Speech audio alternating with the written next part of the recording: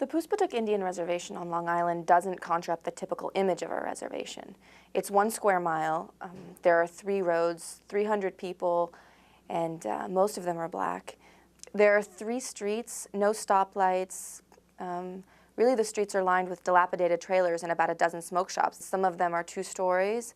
Others, are the size of a garden shed.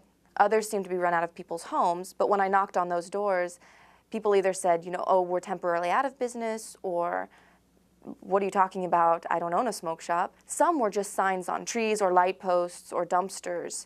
Yet tax reports show that these shops are buying millions of cigarettes, so you have to wonder where all of those cigarettes are going.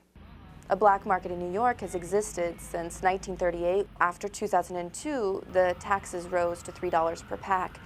And so really the black market exploded. The players are a lot more diverse, but today it's largely controlled by groups of Middle Eastern vendors and smugglers from places like Jordan, Palestine, and Yemen. We estimated that smugglers are making about $500 million a year. At the same time, the state is struggling with a budget crisis. This year alone, their deficit is $1.5 billion.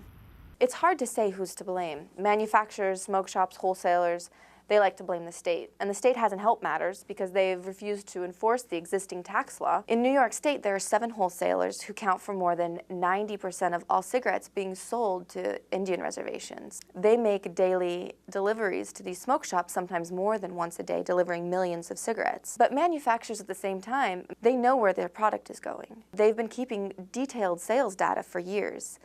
And they have sales representatives who make weekly, bi-weekly, or monthly trips to each smoke shop that carries their product. Reservation smoke shops are buying way more cigarettes than their residents could legally consume. On the Puspatuk in 2007, smoke shops purchased 2.3 billion cigarettes. That means every resident would have to smoke 15 cigarettes per minute to consume all of those cigarettes, and 40% of the population is under 18.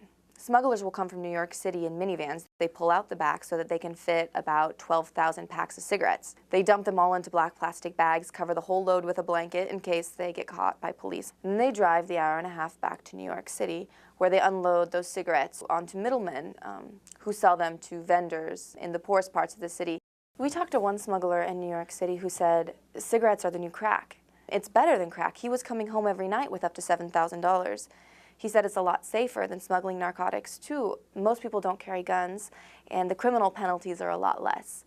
That might be why it doesn't often make front-page news. Cigarette smuggling is a billion-dollar business, but it's not very sexy.